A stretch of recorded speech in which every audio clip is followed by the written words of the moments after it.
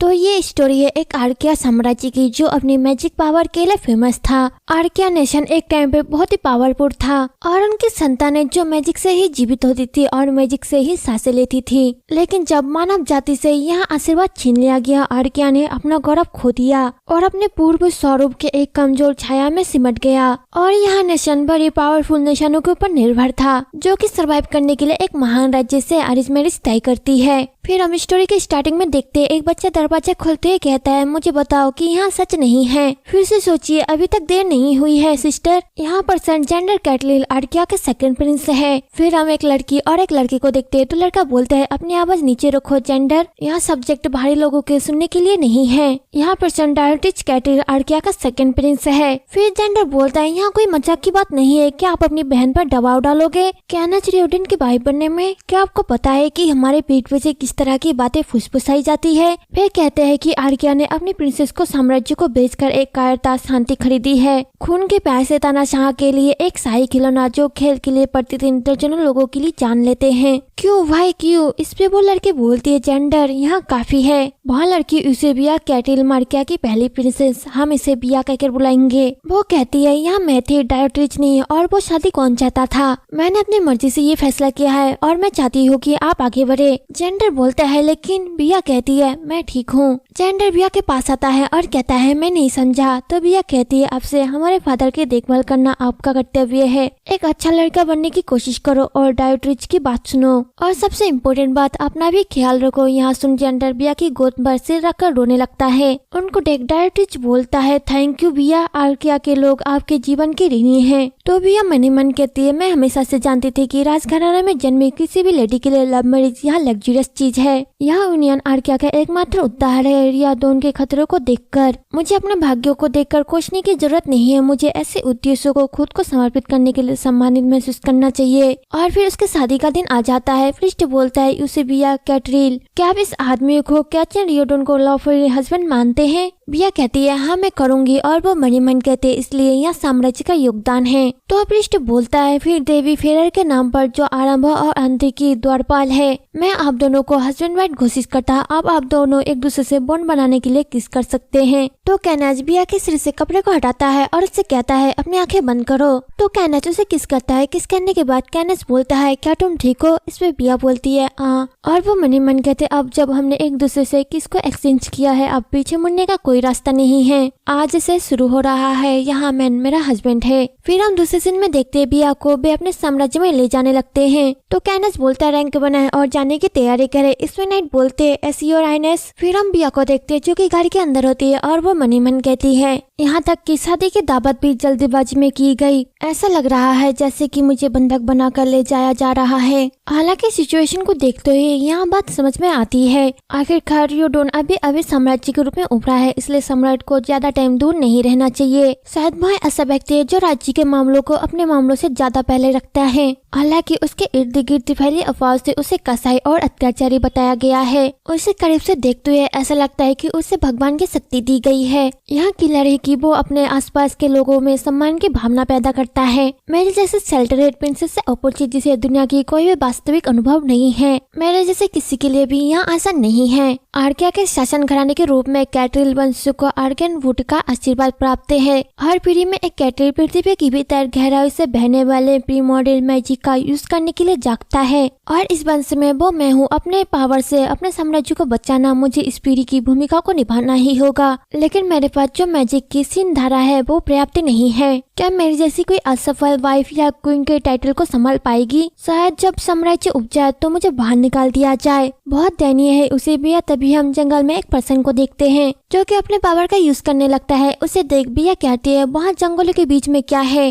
तभी उसकी तरफ एक एरो आता है और उसे लगता है, जिससे बिया चिल्लाने लगती है। यहाँ सुन सभी चौंक जाते हैं और कैनेज बिया की तरफ बढ़ते हुए कहता है, क्या हुआ? इस पे एक नाइट बोलता है, तीर लगा मैजेस्टी, गाड़ी पर हमला हुआ है। कैनेज बोलता है, क्वीन के बारे में क्या वो सेफ है? फिर हम बिया को देखते हैं जो कि मरने की हालत में होती है और उसे एक फ्लैशबैक आता है। बिया घबराती है डायोट्रिच से कहती है, मैं बहुत ही घबराई हुई हूँ। मैं रियोडन नहीं जाना चाहती और उस भयानक आदमी से भी शादी नहीं करना चाहती। यह सोचना भी मुझे डरा रहा है। ब्रिज भाई, क्या हमारे राज्य को बचाने का कोई और तरीका नहीं है? डायोट्रिच बोलता है, डियर बिया, तुम्हें ऐसे कष्ट सहते हुए देखकर मुझे भी दुख होता है, लेकिन इस टाइम हम क्या कर सकते हैं? आर्किया मर रहा है, हमारे पास रीडोन की ताकत के खिलाफ कोई भी सहारा नहीं है, हमारी लड़ाकू शक्ति खत्म हो चुकी है और हमारे खजाने भी खाली है तथा हमारे पास रीन की हड्डी के रूप में काम करने के लिए पर्याप्त भूमि भी नहीं है। काश हमारे पास भी कोई सुपर मैजिक होता जो हमें प्रोटेक्ट कर सकता, जैसे कि पास्ट में हुआ था। अफसोस अब ये हमारी रियलिटी है, हमें जीवित रहने के लिए बहुत कोशिश करनी होगी। फिर हम उस फ्लैशबैक से वापस आ जाते हैं और भी मनी मन कहती है डायोट्रिच सही था, अगर मेरे अंदर इतनी शक्ति होती कि मैं आर्किया को सेव कर पाती,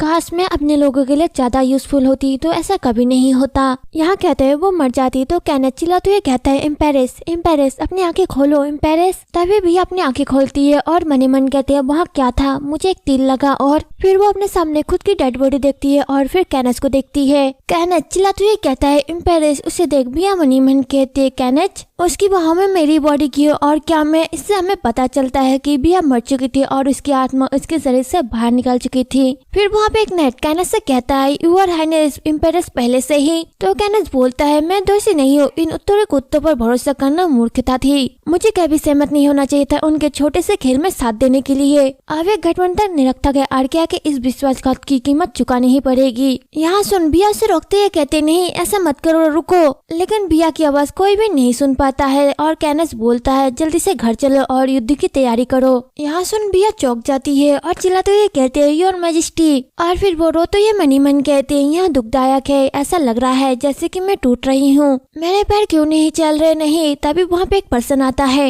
और कहता है इस तरह से आर्किया का विनाश होगा। यहाँ सुन बिया चौंक जाती है। फिर वो पर्सन बोलता है डियर यूसुबिया तुम बेचारे, जमीन पर खून सूखने से पहले ही तुम्हारी सांसें बंद हो गई। वहाँ पर्सन डायोट्रिच होता है जिसे देख बिया बोलती है डायोट्रिच ओहो भगवान का शुक्र है कि आप रियली में हैं। फिर वहाँ एक पर्सन आता है और वो कहता है आखिरकार आज के प्लान सफल रहा, क्या मैजेस्टी खुश होंगे। इस पे डायोट्रिच बोलता है क्या तुम्हें ऐसा कहना चाहिए, आखिरकार उस नॉनसेंस से छुटकारा मिल गया, यहाँ खुश रहने से भी ज्यादा है। शर्म की बात है मैं खुद ही उसकी मौत को कंफर्म करना चाहता था। इस पे दूसरा पर्सन बोलता है श्योर रहो माय प्रिंस, तीर सही जगह पे लगा, वो सीधे दिल पे लगा, इसलिए मृत्यु होना तय था। डायोट्रिच बोलता है ध्यान रखना इससे हमारा सौदा पूरा नहीं होता, मैंने तुम्हें अपने बहन के साथ वैसा व्यवहार करने की परमिशन दी जैसा कि तुम्हें अच्छा समझे, केवल इसलिए कि आपने मुझे रीडोन को काबू लाने के लिए पावर देने का वादा किया था। वो पर्सन बोलता है तो फिर यहाँ सुनकर मैजेस्टी को खुशी होगी, इम्पेंडिंग वॉर आर्किया के विजय के साथ खत्म होगी।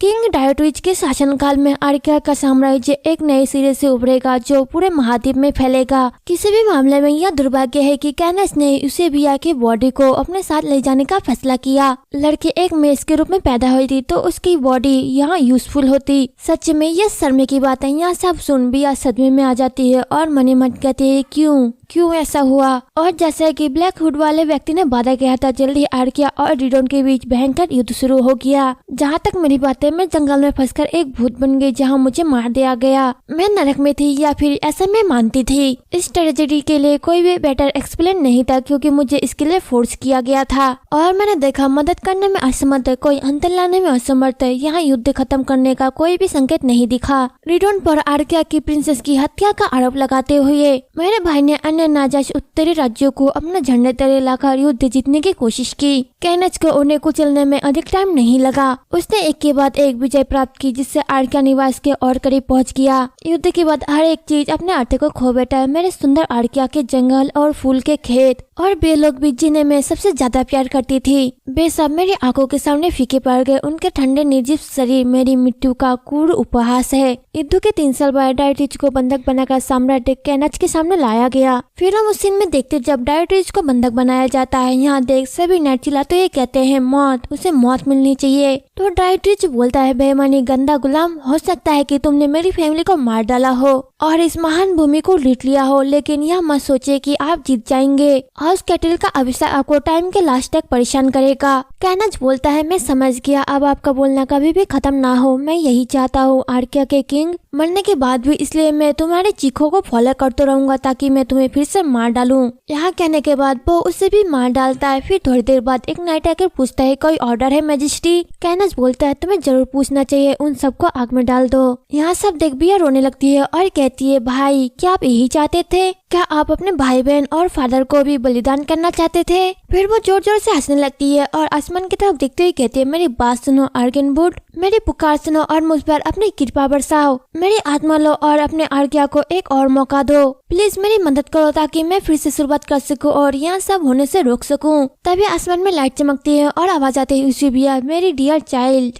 देन हम नेक्स्ट सीन में देखते हैं बिया अचानक से अपनी आंखें खोलती है और कहती है, क्या था आर्गेनवुड। फिर वो अपने आंखों के सामने उसके फादर और उसके भाई को देखती है तो उनके फादर और भाई बोलते हैं बिया। फिर जेंडर जाकर बिया को हक करता है तो बिया बोलती है, फादर जेंडर कैसे। थोड़ी देर बाद बिया मनी मन कहते, ये अभी भी रियल नहीं लगता, मैंने अपनी आंखों से देखा था कि जमीन पर लाशें बिखरी पड़ी थी और फिर भी वे यहाँ पे है जीवित और सांसें ले रहे हैं। दूसरी ओर बिया का फादर डॉक्टर से कहता है, प्रिंसेस को पूरी रात कष्ट सहना पड़ा, क्या आप श्योर हैं यहाँ जागृत दुष्प्रभाव का मात्र है। डॉक्टर बोलता है, इसमें कोई भी गलती नहीं है, मैजेस्टी प्रिंसेस की आंखों के और बालों के रंग बदल गए हैं, हम मानते हैं कि यहाँ चुने हुए गार्डियन का सबूत है। हालांकि पिछले 100 वर्षों में ऐसी घटनाएं नहीं देखी गई है, अब हम इस सब्जेक्ट में कुछ और नहीं जानते हैं। तो भी मनी मन कहते, जागृत जब मैं 10 साल की थी तब मुझे मेरे अंदर मैजिक महसूस हुआ, क्या मुझे वापस टाइम में भेज दिया गया, लेकिन इसका कोई भी मतलब नहीं है। मैं शायद उस दर्दनाक घटना के बाद अपना मानसिक संतुलन खो रही हूँ। यहाँ मेरे ड्रेंज माइंड के हेलोजन से कुछ भी अधिक नहीं हो सकता। उससे ऐसा देख उसका भाई जेंडर बोलता है, मैं नहीं चाहता कि तुम बीमार पड़ो बिया, जितना संभव हो सके आपको हमारे साथ लंबे टाइम तक रहना होगा। यहाँ सुन बिया जेंडर के गालों को पकड़ती है और मनी मन कहती है, वो गर्म में है तो यहाँ कोई सपना या फिर हेलुसिनेशन नहीं है।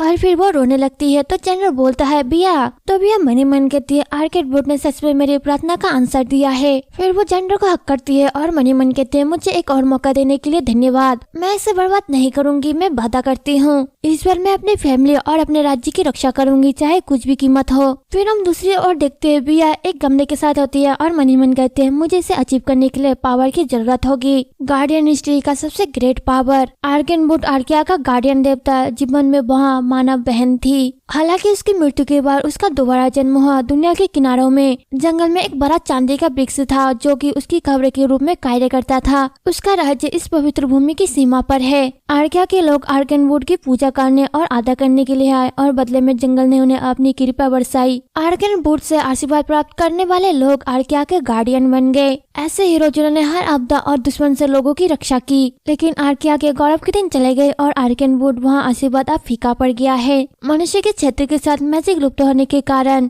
राज्य की सुरक्षा के लिए कोई भी गार्डियन न होने के कारण आर्किया जल्द ही पूर्व पतन के कगार पर पहुंच गया। मेरी जागृति मेरे निशान लोगों के लिए एक आशा की किरण थी। मैं राज्य के लिए उनका आनंद और खजाना थी, जब तक कि उन्हें यहाँ पता नहीं चला कि मैं अपने मैजिक का यूज उस तरह से नहीं कर सकती जैसा कि वे चाहते थे। एक गार्डियन के रूप में मेरी पूरी पावर पैरों और फूलों से बात करने की क्षमता थी। पैर कोमल और दयालु थे, लेकिन इतने सारे लोगों के आगमन के विरुद्ध केवल दयालुता ही काफी नहीं होती थी। मैं अपने पिछले लाइफ में केवल असहाय होकर देख सकती थी कि आर्किया किस तरह निशानों का सामना करती थी, लेकिन अब हालत अलग है। आर्गेनवुड ने मेरी इच्छा को पूरा नहीं किया होगा, मेरे पास्ट को बदलने के लिए पावर को दिए बिना। यहाँ सोचते वो अपने प्राइमोर्डियल मैजिक का यूज करती है और कुछ देर बाद हम देखते हैं कि उस गमले से एक पौधा निकलता है। उसे देख भी चौंकती कहती है, क्या यही है? मैं तो कुछ और अधिक प्रभावशाली होने की आशा कर रही थी, लेकिन अगर मुझे और अधिक शक्तियाँ नहीं मिल सकती तो आर्गेनवुड ने मुझे वापस जीवित क्यों किया? मुझे लगता है कि मेरे अंदर ज्यादा स्ट्रॉन्ग पावर नहीं है, लेकिन यहाँ भी काफी नहीं है आर्किया को कैनस से बचाने के लिए। तभी वहाँ पे कोई आता है और वो कहता है, हेलो यूसुबिया। वहाँ डायोट्रिच होता है, उसे देख बिया बोलती है, भाई। फिर डायोट्रिच बोलता है, मैंने आपकी जागृति के बारे में सुना, मुझे बताया गया कि इसमें बहुत ही दर्द हुआ। उसी देख बिया को ओल्ड डायोट्रिच याद आता है और वो घबराने लगती है। तो डायोट्रिच उसके गालों में हाथ लगता है तो बिया उसे हटा देती है। यहाँ देख डायोट्रिच बोलता है, बिया। तो बिया बोलते है, मुझे माफ करना डायोट्रिच, मैं अभी भी बीमार महसूस कर रही हूँ, मैं अभी सही सिचुएशन में नहीं हूँ, आप समझ रहे हैं है ना? डायोट्रिच बोलता है, हाँ बिल्कुल मैं समझता हूँ, मैं आशा करता हूँ कि आप जल्दी हेल्दी हो जाए और हमें फिर से बुला सके। यहाँ कहते हैं वो बिया का हाथ पकड़ता है तो बिया मनी मन कहते हैं, वहाँ जो कुछ भी कहता है वहाँ सब धोखा जैसा लगता है। मुझे आश्चर्य है कि यहाँ सब इसलिए क्योंकि उसने मेरे पिछली लाइफ में अपना असली रंग दिखाया था। और वो कहती है प्लीज क्या आप मेरे हाथ को छोड़ सकते हैं। डायरेक्टर बोलता है मुझे आपको यहाँ बुरी खबर सुनाते हुए बहुत ही दुख हो रहा है जब आप असुरक्षित महसूस कर रहे हो। बिया बोलती है आपका क्या मतलब है कि यहाँ न्यूज। फिर डायरेक्टर बोलता है आर्किया के हमारे नए गार्डियन का जश्न मनाने की बजाय ऐसे कई लोग हैं जिन्होंने आर्केनवुड की असीम बुद्धि पर सवाल उठाया है। उन्होंने हमारे नए गार्डियन प्रिंसेस के मैजिक पावर पर शक करने का साहस किया है। तो बिया चिल्लाते हुए कहती है वहाँ तो इस पे डायरेक्टर बोलता है मैं एक व्यक्ति के रूप में उनकी इस निंदा की जरा भी परवाह नहीं करता।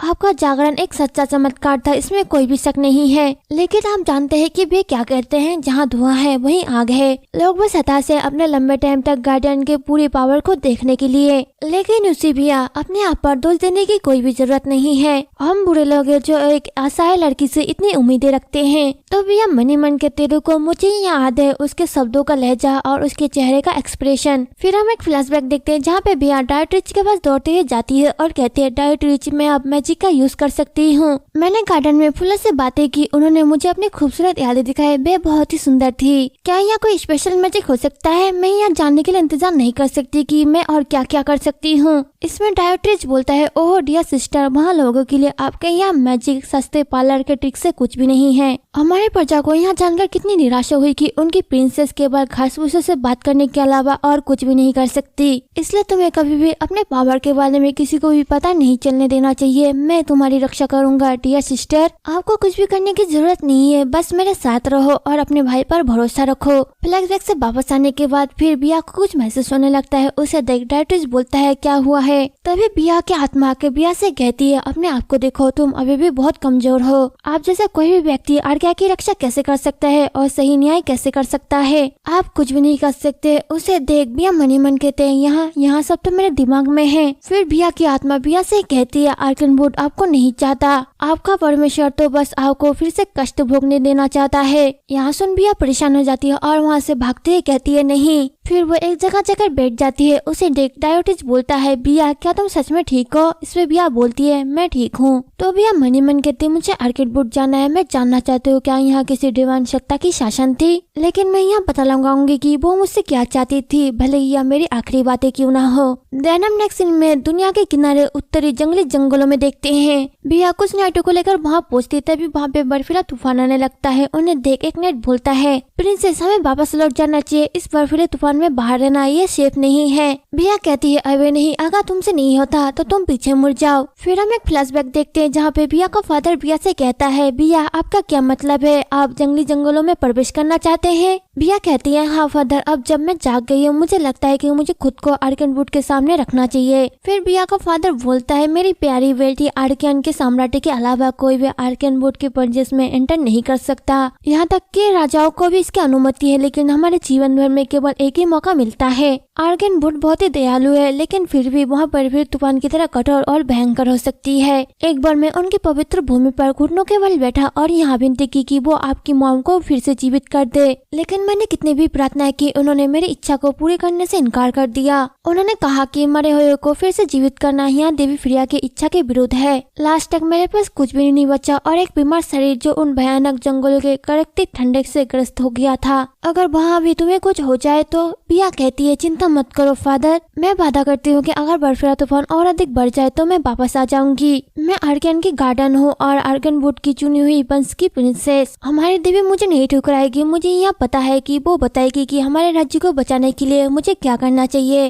फिर उसके फादर बोलते शायद यह आर्केनवुड ही हो जो आपको पुकार रही हो। फिर वो एक नेकलेस निकालते हैं और बिया को देते हुए कहते हैं इसे अपने हाथ में ले लो। तो बिया कहते हैं यहाँ क्या है? उसके फादर बोलते हैं बोनों से निर्मित एक ऊष्मा संरक्षक पेंडेंट। मैंने इसे बहुत पहले रोशन के लिए खरीदा था, आपकी मॉम के लिए। यहाँ आपकी अच्छी सेवा करेगा। फिर हम उस फ्लैशबैक से वापस आ जाते हैं और बिया उस पेंडेंट को देखते हुए मनी मन कहती है पेंडेंट यहाँ मुझे ठंड से बचा रहा है। थैंक यू फादर, मैं अपने प्रियजनों को दोबारा खोना नहीं चाहती। मुझे अपने भाग्य और सभी को बचाने के लिए जो भी करना पड़े करना होगा। अब सिर्फ एक ही तरीका बचा है, भले ही मेरे पास पर्याप्त मैजिक ना हो, लेकिन मुझे अभी भी याद है कि इसका यूज कैसे करना है। फिर वो जमीन पर बैठती है और मनी मन कहती है अब मेरे पास सिर्फ सिर्फ एक ही प्लान है, मैं अपने पापा से सीधे जंगल के पेड़ों से बात करूंगी। फिर वो पेड़ों से कहती है, क्या कोई मुझे सुन सकता है? अगर आप मेरी आवाज को सुन सकते हैं तो मुझे बताइए। मैं आर्केनवुड के साथ एक ऑडियंस की तलाश कर रही हूँ। मैं आपसे भीख मांग रही हूँ, मुझे जंगल के अंदर एंटर करने दे।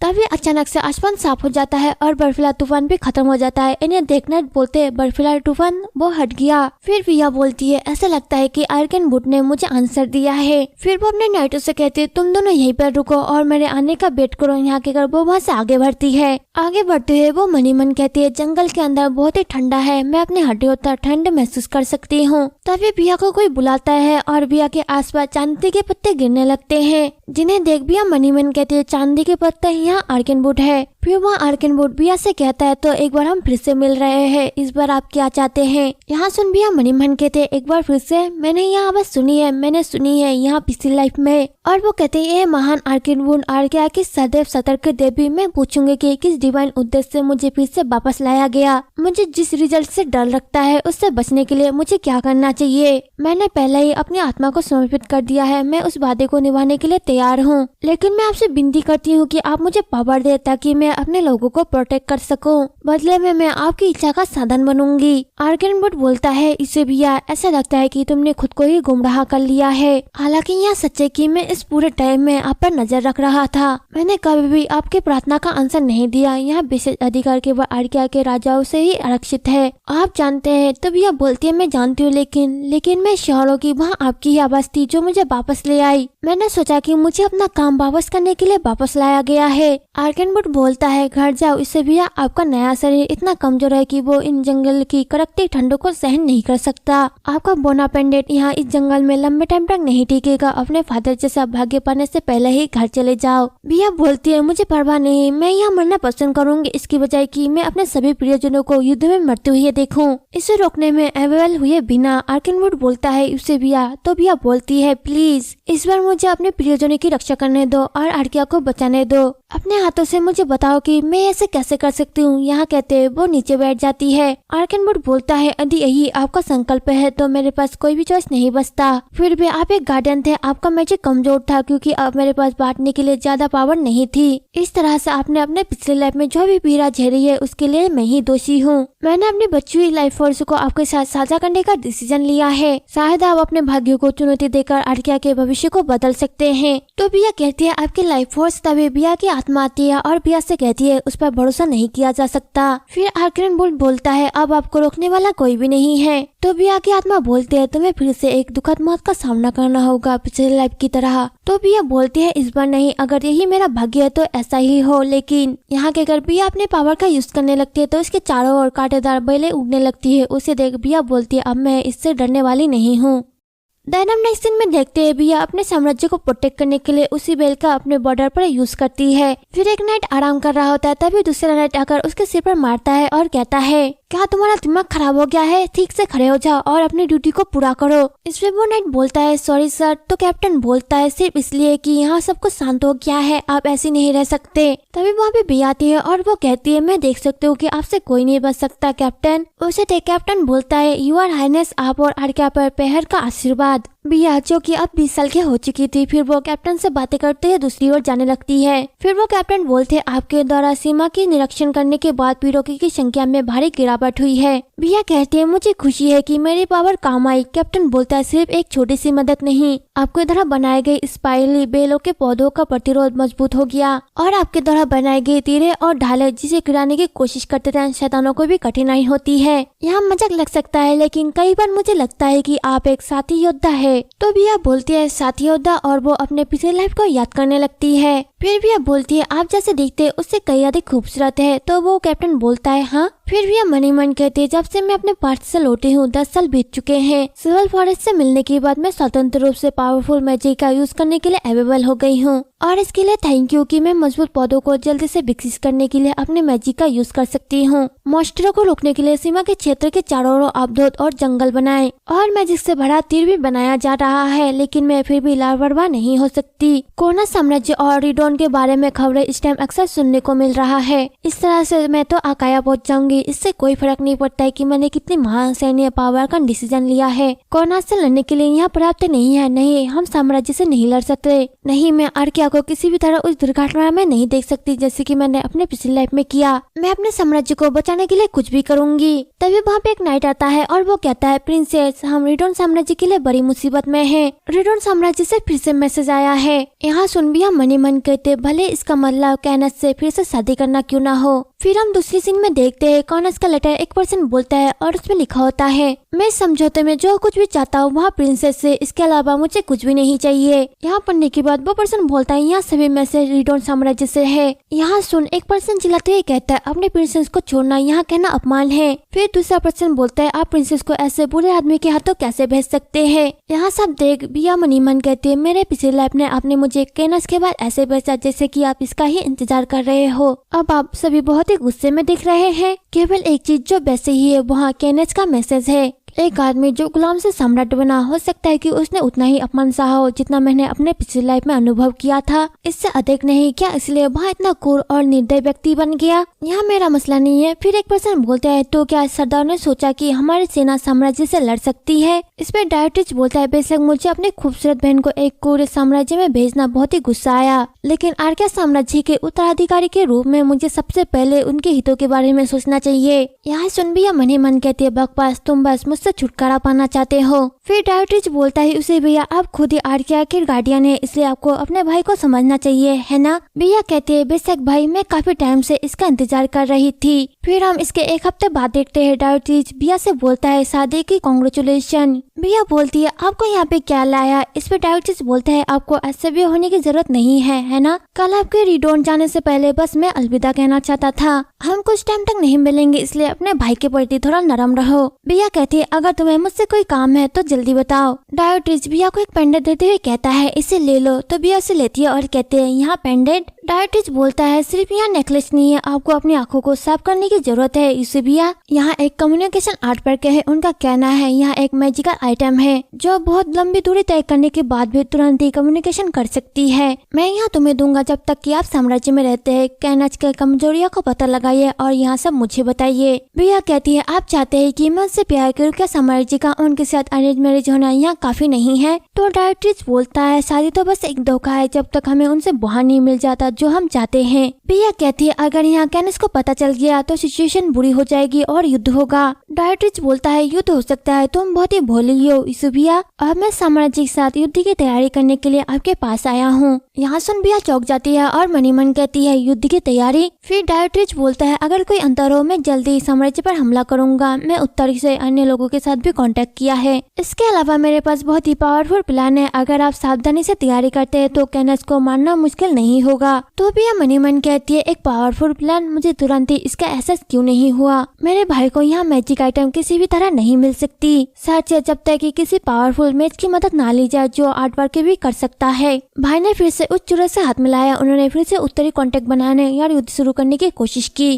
डायोटिच कहता है, यूसी भैया तुम आंसर क्यों नहीं दे रहे? तो भैया मनी मन कहती है, अगर मैं ऑफर को रिजेक्ट कर दूं, मेरे पिछले लाइफ की तरह वहाँ मुझे मार डालेगा और युद्ध शुरू कर देगा। क्या मैं इस भाग्य से नहीं बच सकती? मुझे लगता है कि अगर मैं कड़ी मेहनत करूँ तो मैं अपने भाई को रोक सकती हूँ। फिर भी चाहे मैं जितनी भी कोशिश करूँ, क्या मैं भविष्य को बदल सकती हूँ? फिर डायोटिच बोलता है, उसे भैया क्या आप सोच रहे हैं कि कैनस से शादी करने के बाद सारी प्रॉब्लम हल हो जाएगी? यहाँ बहुत बुरा है, मैंने कभी नहीं सोचा था कि तुम इतने नादान हो। भैया बोलती है, आपका क्या मतलब है? डायोटिच बोलता है, अच्छा इससे पढ़ो, यहाँ एक सीक्रेट डॉक्यूमेंट है जो मेरे पास स्पेशली रूप से आपके लिए है। ऐसा कहा जाता है कि आर्किया के गार्डियन को कभी भी बच्चे नहीं होते। गार्डियन बनकर आपने अपने सब कुछ सिल्वर फॉरेस्ट को समर्पित कर दिया। तब से आप अपने केवल आर्किया के भीतर ही अपने स्किल को यूज कर सकते हैं। आप अपना मैजिक अपने वंश तक नहीं पहुंचा सकते। इसी भैया चूंकि आपको सिल्वर फॉरेस्ट द्वारा चुना गया है, आप बच्चे पैदा नहीं कर सकते। भैया बोलते हैं, झूठ? तो डायोटिच बोलता है, यहाँ झूठ नहीं है। क्या आप जानते हैं मुझे यहाँ डॉक्यूमेंट्स माना में मिला है। यहाँ सीक्रेट लाइब्रेरी के सबसे गहरे भाग में छुपा हुआ था जहाँ पे केवल किंग ही एंटर कर सकता है। कैनच बहुत ही गुस्से में है। वहाँ जो दुल्हन लाता है वो वो उसके पेंसिल को नहीं बढ़ा सकता है, वह गुस्से में भी आ सकता है और शायद आर्किया को खत्म कर सकता है। यहाँ कहते हैं वो बिया के पास जाता है तो बिया उससे दूर हटते हुए बोलती है, झूठ मत बोलो। डायोट्रिच बोलता है, ध्यान से सोचो, किसी भी गार्डियन के बच्चों का नाम हिस्ट्री के बुक पर क्यों नहीं दर्ज है। बिया कहती है, इसका कोई भी मतलब नहीं है, कुछ भी असंभव। और वो मनी मन कहते हैं, लेकिन क्या होगा अगर आपने जो कहा वह सच है, तो फिर मैं इस जीवन में युद्ध को नहीं रोक सकती। डायनाम नेक्स्ट सीन में देखते हैं, एक पर्सन बोलता है, जैसे ही आप सीमा पार करते वे ऐसे हमला करते हैं मानो वो आपका ही इंतजार कर रहे हो। एक सम्राट जो बिना सिल्डे के सड़कों पर चलता है। यहाँ कोई आश्चर्य की बात नहीं है कि देश भर के अपराधी उसकी ओर आ रहे हो। जिससे वो पर्सन बात करता है वो कैनच होता है, जो कि कहता है, बकवास बंद करो और मुझे मेरे कपड़े दो। क्या हम ऐसे बेलुवर प्रिंसेस के साथ मिलने नहीं जा सकते? फिर हम दूसरे सीन में देखते हैं, बिया बालकनी में होती है तो उसकी मेड उससे कहती है, यहाँ बहुत ठंड है प्रिंसेस, अगर आप यहाँ पर ज्यादा देर तक रहोगे तो आपको सर्दी लग सकती है। बिया कहती है, मुझे बस कुछ ताजी हवाओं की जरूरत है। फिर उसकी मेड बोलती है, मुझे यहाँ देखकर बहुत ही टेंशन हो रही है कि तुम अपनी शादी के दिन ही इतनी पीली दिख रही हो।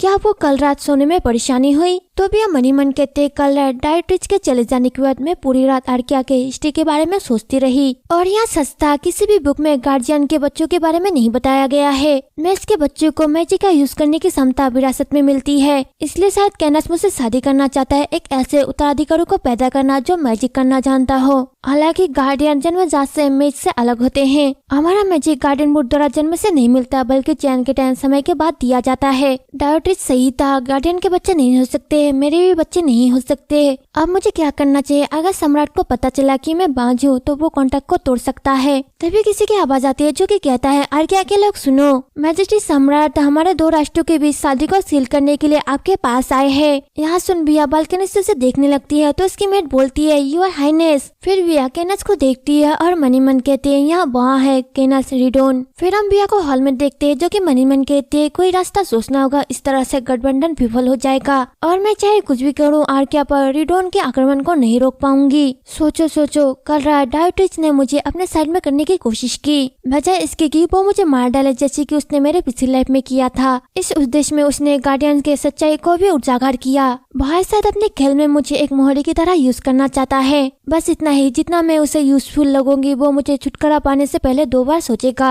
और अब मुझे भी वही करना होगा, सम्राट के सामने अपने प्लान को सिद्ध करना होगा। मुझे सावधानी से चलना होगा और गार्डियन के भेद को छिपाना होगा। तभी वहाँ पे कहना चाहता है और वो कहता है, प्रिंसेस इसुबिया। उसे देख बिया घबरा जाती है और कहती है, मैं लास्ट तक सम्राट से पर्सनली मिलकर बहुत ही गर्व महसूस कर रही हूँ। फिर कैनस बिया के गालों में हाथ लगाने जाता है तो बिया थोड़ी दूर हट जाती है। यहाँ देख कैनस बोलता है, आप इस मैरिज अरेंजमेंट से नाखुश लग रही है। बिया कहते, इसके ऑपोजिट मेरे लिए यहाँ बहुत ही खुशी की बात है कि मैं एक सम्राट की वाइफ बनूंगी। कैनस बोलता है, तुम्हारा झूठ भी तुम्हारे उन प्यारे होठों की तरह मीठे है। बिया कहती है, मैं आपसे कभी भी झूठ बोलने की हिम्मत नहीं करूंगी मैजेस्टी। कैनस बोलता है, क्या आप मुझे ऐसा कहना बंद कर सकते हैं? बिया बोलती है, मैजेस्टी। कैनस बोलता है, तुम फिर से वही कर रही हो, मुझे इन कुलीन शिष्टाचारों की आदत नहीं है। मैं चाहूंगा कि मुझे मेरे नाम से बुलाया जाए, अगर आपको यहाँ ठीक लगे। बिया कहती है, मैजेस्टी, अगर मैंने आपको नाराज किया तो मैं माफी चाहूंगी, लेकिन मर्यादा यहाँ मांग करती है कि मैं। और वो मनी मन कहते हैं, यहाँ क्या हो रहा है? क्या मेरे पिछली लाइफ में भी ऐसा हुआ था? फिर कैनस बोलता है, अगर मैं तुम्हें तुम्हारे नाम से बुलाऊं तो तुम भी क्या ऐसा करोगी? बिया मनी मन कहती है, नहीं, यहाँ वो आदमी नहीं है जिसे मैं याद रखती हूँ मेरे पिछली लाइफ में। कैनस रिडोन ने शादी से पहले कभी भी मुझसे निजी तौर पर मुलाकात नहीं की थी। फिर कैनस बोलता है उसे बिया, तो बिया मनी मन कहते हैं, नहीं, उसने कभी मुझे मेरे नाम से बुलाया। फिर कैनस बोलता है, क्या आप मेरा नाम नहीं जानती है? तो बिया घबराती है, कहती है, नहीं, मैं ऐसा करती हूँ, आपका नाम कैनस है। और वो मनी मन कहती है, मुझे कुछ भी समझ में नहीं आ रहा।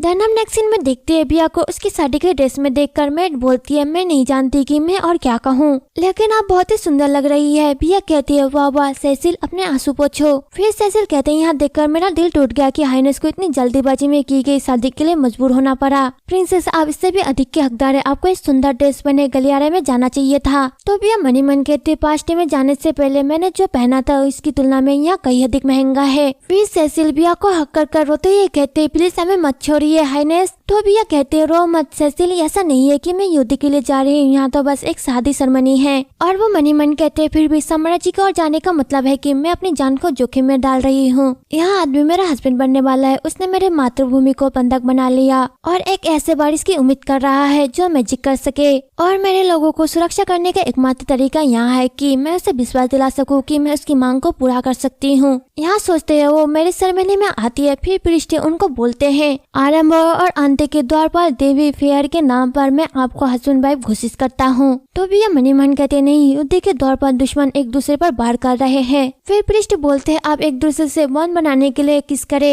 भैया मनी मन कहती है, वो अभी बसा ही दिख रहा है, उसके हैंडसम चेहरे में एक भी दाग नहीं है। उस टाइम वह एक मनुष्य से भी अधिक देखता दिख रहा है, लेकिन उस टाइम युद्ध में मैंने जो कुछ भी देखा था उसके बाद मेरे अंदर कोई भी इंस्पायर नहीं रखता। यहाँ शादी का कोई भी बॉन्ड नहीं है, लेकिन यहाँ एक ऐसा साधन है जिसका यूज मुझे शांति को बनाए रखने के लिए बुद्धिमानी से करना चाहिए। चाहे वो कुछ भी करे, मेरा दिल यही रहना चाहिए। इसके बाद वो दोनों एक दूसरे को किस करते हैं। किस करने के बाद भी हम मन ही मन कहते हैं, यहाँ बहुत ही ठंडा है। और कैनस बोलता है, रुको, क्या तुम ठीक हो यूसुफिया। फिर हम नेक्स्ट सीन में देखते हैं बिया कॉलेज जाने की तैयारी की जाती है। यहाँ सब देख बिया मन ही मन कहते हैं, इस बार कोई भी शादी की दावत नहीं। मुझे याद है कि वे वहाँ से जाने में बहुत ही जल्दी में थे। फिर हम एक फ्लैशबैक देखते हैं जिसमें डायोटिस बोलता है, तो लास्ट तक आपने मेरे साथ शामिल होने का डिसीजन लिया है। डियर सिस्टर, आपने सही चूज किया। आपका डिसीजन ही आर्या के उद्धार का मार्ग खोलेगा। फिर हम इस फ्लैशबैक से वापस आ जाते हैं और बिया मन ही मन कहती है, मोक्ष कितना बेतुका है। तभी महाबेग कहना चाहता है और वो कहता है, आपके चेहरे का बहाव हर बार आपके लिए दर्दनाक होता है। यहाँ सुन बिया पीछे मुड़ के देखती है और कहते हैं, योर मैजेस्टी। फिर वो मनी मन कहती है, अगर मैं अगले कुछ सालों में बारिश देने में असफल रही, उसे पता चल जाएगा कि मैं बाज हूँ, और अगर यहाँ बात उस तक पहुँचती है, डायट्रिच के प्लान को विफल करने का मेरा प्लान भी विफल हो जाएगा। फिर कैनस बोलता है, हाँ मैं जल्दी ही आपके पास वापस आऊंगा। यहाँ सुन बिया चौंकती कहती है, हाँ मैं माफी चाहती हूँ। कैनस बोलता है, मैं जानता हूँ कि उत्तर में से वर्जित माना जाता है दुल्हन और दूल्हे को एक ही गाड़ी को साझा करना, लेकिन यहाँ देखकर कि ये बात आपको कितनी बुरी तरह से परेशान कर रही है, मैं आपको अकेला नहीं छोड़ सकता। यहाँ के अगर वो घुटने के बल बैठता है और बिया को गाड़ी में चढ़ने के लिए बोलता है। यहाँ देख बिया बोलती है, योर मैजेस्टी। कैनच बोलता है, अंदर जाओ नहीं तो तुम सम्राट को सबके सामने घुटनों के बल बैठते हुए देखोगे। तो बिया उसका हाथ पकड़कर अंदर जाते हुए मनी मन कहती है, कितनी अजीब बात है, अब अलग अलग चीजें हो रही है जो मेरे पिछली लाइफ में नहीं हुई थी। पहले वो शादी से पहले मुझसे मिलने आया था और अब वो घुटने टेक रहा है। मुझे उदास महसूस करना चाहिए, लेकिन मैं खुद को हल्का खिंचाव महसूस करने से नहीं रोक सकती, जो मैं पहले नहीं थी। मुझे समझ में नहीं आ रहा कि मैं इस सब का क्या मतलब निकालूं। क्या यह चेंज हम सबके लिए एक अच्छे भविष्य के लिए है या फिर एक दुर्भाग्य संकेत। फिर हम कुछ देर बाद का टाइम देखते हैं। बिया गाड़ी से बाहर की तरफ देखती है तो कैनच बोलता है, आप अभी भी परेशान दिख रही है। बिया कहती है, परेशान। कैनच बोलता है, क्या आप बीमार महसूस कर रही है या आप उस शादी से भागने का प्लान बना रहे हैं जिसे आप कभी नहीं चाहते थे, जो कि यहाँ है। बिया कहते हैं, यहाँ एक आरोप है, अब मैं आपकी लॉफुल वाइफ के रूप में क्वीन के कर्तव्य के प्रति उत्तरदायी हूँ। कैनस बोलता है, कर्तव्य? हाँ बिल्कुल। क्या सभी प्रिंसेस आपकी तरह समर्पित होती है? क्या आप सिर्फ अपने कर्तव्य में से एक को पूरा कर रहे थे जब आपने उस आदमी को किस किया सबके सामने जिससे आप घृणा करते थे? बिया कहती है, अगर मैं इतना साहस करूँ मैजेस्टी तो आपको क्या हो गया है? ऐसा लगता है कि आप यहाँ मानते हैं कि मैं आपकी सूरत को भी बर्दाश्त नहीं कर सकती। कैनस बोलता है, मैं आपसे तब से पूछना चाहता था जब हम पहली बार मिले थे, आपकी नजर में मैं कैसा इंसान हूँ? बिया घबराते यही कहते हैं, रुडन साम्राज्य में आप एक सम्मानित हीरो है। आपकी वीरता की कहानियाँ शादी की बातचीत शुरू होने से पहले ही मेरे कानों तक पहुँच चुकी थी और इसमें आपका ऑरिजिन का मामला भी शामिल है। बेशक। कैनस बोलता है, मुझे उन कहानी में कोई भी दिलचस्पी नहीं है जो वे मेरे बारे में बताते हैं। मैं पूछ रहा हूँ कि आप मेरे बारे में क्या सोचती है मैडम? मैं यूसेबिया कैटरीन के लिए कौन हूँ? क्या मैं भी आपके लिए हीरो हूँ? यहाँ सुन बिया बोलती है, मैं। और उसे पिछली लाइफ में कैनस का चेहरा याद आता है और वो कहते है, मैं तुम। तो कैनस बोलता है, वही मैं सोच रहा था, हम शादीशुदा है लेकिन तुम अभी भी मुझ पर विश्वास नहीं करती हो। सरमनी खत्म होने के बाद भी तुम ताजी बर्फ की तरह सफेद लग रही थी। ऐसा लग रहा था जानो तुम्हें यह पूरा मामला ही घिनौना लग रहा था, लेकिन जो मैंने सोचा था वो सही था। यहाँ विवाह भी। तो भी मनी मन कहती है, मैं उसे शादी को रद्द करने नहीं दे सकती और वो चिल्लाते हुए कहती है, आप गलत समझ रहे हैं, मैं आपको यह विवाह को नापसंद नहीं करती। कैनस बोलता है, अपने सीट पर वापस जाओ, अगर गाड़ी अचानक से रुक गई तो तुम गिर सकते हो। और तभी गाड़ी रुक जाती है जिससे कि बिया गिरने वाली होती है, लेकिन कैनस उसे पकड़ लेता है और कहता है, यूसेबिया क्या आपको चोट लगी है? तो बिया देखती है कि वो उसके बाहों में होती है। यहाँ देख वो शर्माने लगती है। फिर कैनस बोलता है, यूसेबिया कोई बात है क्या? क्या तुम्हें दर्द हो रहा है? भैया कहती है क्या मैजेस्टी सब कुछ ठीक है। फिर वहाँ पे एक पर्सन आता है जिसे देख कैनस बोलता है हमें क्यों रोका। तो वो पर्सन बोलता है मैं आपसे माफी चाहता हूँ मैजेस्टी, एक गिरा हुआ पेड़ रास्ता रोक रहा है, रोक पहले से ही उसे साफ कर रहे हैं, हम जल्दी यहाँ से निकलने वाले हैं। कैनस बोलता है जब हम आर्किया में दाखिल हुए तो वो पेड़ अभी भी खड़ा ही था। फिर वो भैया को देखता है जो कि बहुत ज्यादा कापड़ी होते, उससे देख कैनस बोलता है उसी भैया। तो भैया मनी मन कहते हैं गार्डियंस की पावर वो आर्केड वुड से आती है। आर्किया से बाहर हम इस आशीर्वाद से अलग हो जाते हैं। उस रात डायरेक्ट्रिक्स ने मुझे एक भयानक सीक्रेट बताया। मैंने सोचा कि वो झूठ बोल रहा है लेकिन यहाँ सच है। मैं सच में महसूस कर सकती हूँ कि मेरा मैजिक मुझसे दूर जा रहा है। अपनी पावर के बिना मैं खुद को प्रोटेक्ट नहीं कर पाऊंगी मेरे जीवन में किए गए प्रयासों के विरुद्ध। फिर भैया की आत्मा आती है और भैया से कहती है यहाँ अवश्य ही आपके भाई की आपकी हत्या करने की चाल है।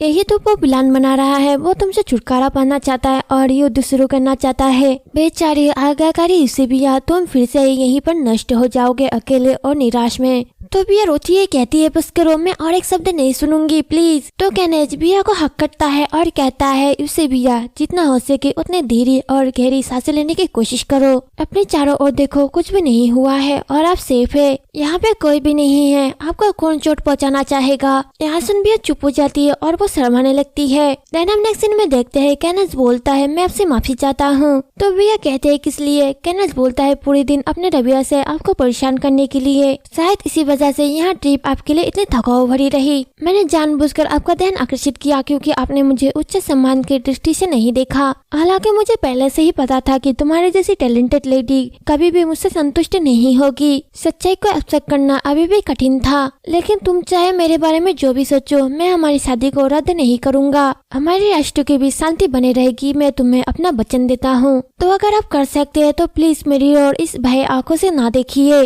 तो भैया मनी मन कहते हैं मुझे लगता है कि अब मुझे पता चल गया है वो जो भी मुझे याद है उससे अलग क्यों लगता है। मुझे अपने पिछले लाइफ में उससे कभी भी पर्सनली तौर पर बात करने का मौका नहीं मिला था। यही कारण है कि मैंने आज से पहले कभी भी उस व्यक्ति के रूप के बारे में जानने की कोशिश नहीं की। और वो कहती है जो भी मैंने कहा था वो झूठ नहीं था, आप भी कहानी में बिल्कुल हीरो की तरह है। फिर वो मनी मन कहती है ओहो कितनी विडम्बना है, यहाँ मेरे दुश्मन को बेटर ढंग से समझने के लिए था। मैंने सबसे पहले कैनेस की सत्ता से आने वाले रिकॉर्ड को फॉलो करना शुरू किया। हालांकि जितना मैंने इसके बारे में पढ़ना शुरू किया मुझे शक होने लगा कि क्या यहाँ वही व्यक्ति है जिसे मैं अपने पिछले लाइफ में जानती थी। एक पूर्व गुलाम जिसने अपने जैसे अन्य लोगों को मुक्त कराने और लोगों को पिछले साम्राज्य के अत्याचारी से मुक्त कराने के लिए एक लड़ाई लड़ी। यहाँ आदमी क्या हो सकता है। और वो कहती है मैं आपसे नहीं डरती मैजेस्टी और ना ही मैं इस शादी से नाखुश हूँ। मुझे फिर से शांत कराने के लिए थैंक यू कैनच। आप चाहते थे कि मैं आपको आपके नाम से बुलाऊं है ना। इस पर कैनच बोलता है इसे भैया। तभी एक पर्सन चिल्लाते हुए बोलता है और मैजेस्टी बंदर कहाँ नजर आ रहा है। यहाँ सुन भैया बाहर के नजारों को देखती है और मनी मन कहती है भविष्य बदल गया है, मैं अभी भी सांस ले रही हूँ और आर्किया और साम्राज्य के बीच अभी तक कोई भी युद्ध नहीं हुआ है। आगे क्या होगा अभी किसी को पता नहीं है लेकिन। और वो कहती है सब कुछ ठीक हो जाएगा।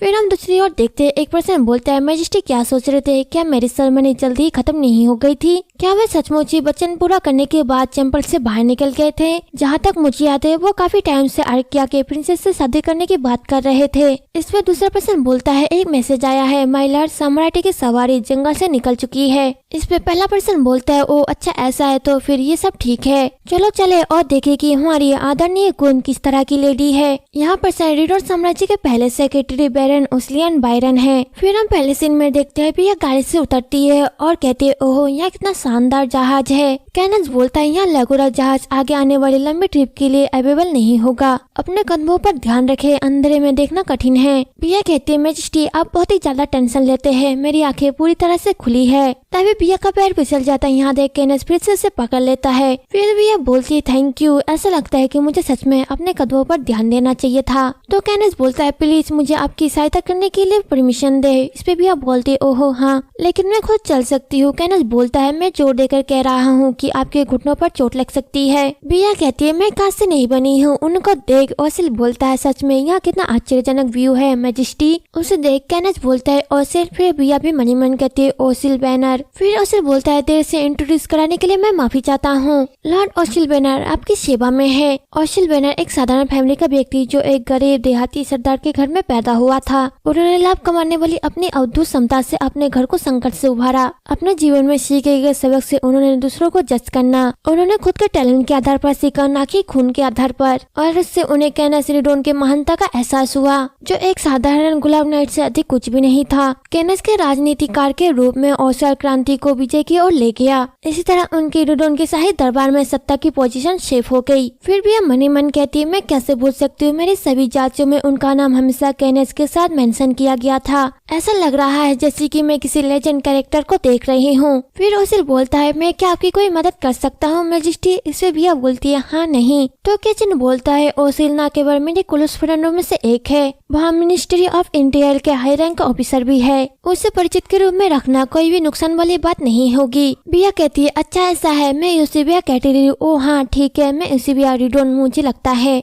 आपसे मिलकर खुशी हुई लॉर्ड ओसिल। ओसिल बोलता है हाँ ये मेरे लिए सम्मान की बात है, क्या अब हम साथ में चल सकते हैं। कैनेस बोलता है हाँ बिल्कुल। फिर वो बिया के पास जाता है और कहता है आप मेरा हाथ थाम लो यूसेबिया। बिया बोलती है मैंने आपसे कहा है कि मैं अपने आप ठीक से चल सकती हूँ कैनेस। कैनेस बोलता है लेकिन आप मेरी मदद के बिना ही लगभग गिर गए थे। बिया बोलती है हाँ लेकिन। उनको देख ओसिल बोलता है सम्राट और हमारी नई क्वीन को सबके सामने इस तरह से लड़ते हुए देखना यहाँ मजाक वाली बात है। तो बिया मन ही मन कहते हैं सम्राट के सामने इस तरह से व्यवहार करना मुझे लगता है कि ये अशिष्टाचार है। और वो कहती है याद दिलाने के लिए थैंक यू, मैं फिर से कहूंगी। तभी कैनेस बोलता है वो मेरी वाइफ है, उसे मेरे नाम से बुलाने का पूरा अधिकार है। इस पर ओसिल बोलता है पूरे सम्मान के साथ मैजेस्टी शिष्टाचार का पालन किया जाना चाहिए चाहे कुछ भी हो। कैनेस बोलता है यहाँ उस आदमी के लिए अधिक विश्वसनीय नहीं लगता जो हर अवसर पर मुझे नाम से बुलाता रहता है। ओसिल बोलता है वो पर्सनल है। कैचन बोलता है तुम्हें अपनी सलाह नहीं भूलना चाहिए मेरे दोस्त, चाहे कुछ भी हो मर्यादा और शिष्टाचार का पालन किया जाना चाहिए। उनको देख भी मन ही मन कहती है अरे नहीं, यहाँ तो बहस में बदल रहा है। उन्होंने तब भी मेरी दिली चिंता व्यक्त की जब उन्होंने देखा कि गाड़ी से उतरते थे मैं अपना संतुलन खो रही हूँ। शायद वह ऐसा व्यक्ति है जो दूसरों को कमजोर देखकर अपनी क्षमता का प्रकट करते हैं। और वो कहते हैं कैनेस मुझे चक्कर आ रहे हैं, क्या मैं यहाँ से जाकर रेस्ट कर सकती हूँ। तो कैनेस बोलता है क्या तुम्हें चक्कर आ रहे हैं, मुझे माफ कर देना, मुझे ध्यान देना चाहिए था। मैं तुम्हें तुम्हारे कमरे तक ले चलूंगा। यहाँ कहकर वो उसे गोद में उठा लेता है। तो भी ये कहते प्लीज मुझे उठा के ले जाने की जरूरत नहीं है, मुझे पहले ही नीचे रख दो। देन हम नेक्स्ट सीन में देखते हैं क्या नजबिया से बोलता है यहाँ आपका कमरा है, अगर आपको किसी भी चीज की जरूरत हो तो मुझे बताइए। क्या आप श्योर है कि अब आपको बेहोशी महसूस नहीं हो रही है? आपका चेहरा लाल हो गया है, शायद आपको बुखार है। बिया कहती है मैं ठीक हूँ क्या नच। और वो मनी मन कहती है यहाँ बहुत ही शर्मनाक था। फिर वो रूम में एक ड्रेस को देखती है और मनी मन कहती है क्या वो एक ड्रेस है। फिर वो कहती है क्या ये मेरे लिए लिखा गया है। कैनस बोलता है क्या आपको यहाँ पसंद नहीं है। बिया उस ड्रेस को पकड़ती है और कहती है यहाँ बहुत ही सुंदर है और यहाँ ग्रीन कलर मुझे पसंद आया। फिर वो मनी मन कहते हैं मुझे याद नहीं आता कि आर्किया में भी किसी ने मुझे इतनी सुंदर ड्रेस गिफ्ट में दी हो। और वो कहते हैं मैं इस ड्रेस को तैयार करने वाले व्यक्ति को व्यक्तिगत रूप से मिलना चाहूंगी और उन्हें थैंक यू कहना चाहूंगी। कैनस कहता है इसकी जरूरत नहीं है, वो मैं था। यहाँ सुन बिया शर्माने लगती है और कहती है थैंक यू, मैं इसको संभाल के रखूंगी। कैनस बोलता है यहाँ सिर्फ एक ड्रेस है उसे बिया। खैर अब मुझे आपको आराम करने देना चाहिए, मेरे पास भी कुछ जरूरी मामले हैं जिन पर मुझे ध्यान देने की जरूरत है, लेकिन जब उनका निपटारा हो जाएगा तब मैं वापस आ जाऊंगा। बिया कहती है वापसी यहाँ आपका मतलब है। कैनस बोलता है हाँ, अब हम शादीशुदा है, हस्बैंड वाइफ को एक ही साथ सोना चाहिए है ना। तो बिया मनी मन कहती है मैंने इसके बारे में कभी नहीं सोचा था। क्या इसका मतलब यहाँ हुआ कि हम आज रात से एक ही बिस्तर को शेयर करेंगे? वहाँ इस कमरे में आज रात बिताना चाहता है। क्या वो कह रहा है कि वो एक साथ रहना चाहता है? खैर उसने मेरे से बारिश के लिए शादी की तो मुझे पता था कि ऐसा होना ही था, लेकिन यह बहुत ही जल्दी है। मुझे लगा था कि वो तब तक इंतजार करेगा जब तक हम रिडोन नहीं पहुँच जाते। उसे इतनी जल्दी क्या है? क्या ऐसा हो सकता है कि वो मुझमें डिजायरेबल पाता है? मैं ठीक से नहीं सोच पा रही हूँ। चाहे वो मुझमें डिजायरेबल पाता हो, उसे पता चल जाएगा कि मैं बाज हूँ। क्या उसके साथ सोने के बाद भी उसका वंश उत्पन्न करने में असफल हो जाऊंगी? फिर कैनस बिया के गालों को पकड़ता है और कहता है उसे बिया यहाँ तक भी अपने आंखें बंद कर लेती है और कहती है नहीं। तो कैनस कहता है मैं बस यहाँ आपकी चिंता के लिए कह रहा हूँ। एक ही रूम का यूज करने का मतलब यहाँ नहीं है कि हम शादीशुदा जिंदगी में सफल हो जाएंगे। आप न केवल एक क्वीन है बल्कि एक न्यू दुल्हन भी है। अगर हम अपनी शादी के रात ही अलग अलग रूम में सोए तो यहाँ आपके लिए अच्छा नहीं होगा, लेकिन आप निश्चित रहे मेरा आप पर दवा डालने का कोई इरादा नहीं है। इस पे भी आप बोलती है हाँ मैं इसका इंतजार करूंगी। कैनस बोलता है नहीं, मैं एक हिल तो ये जहाज में अपना रात्रिकालीन दायित्व को पूरा नहीं करना चाहता। इसके अलावा जो मुझे एक साथी के रूप में नहीं बनता, मैं उसके साथ बिस्तर में नहीं चढ़ना चाहता हूँ। बिया कहती है आपका मतलब? कैनस बोलता है हाँ मैं तब तक इंतजार करूंगा जब तक आप इस शादी के लिए पूरी तरह से तैयार नहीं हो जाती।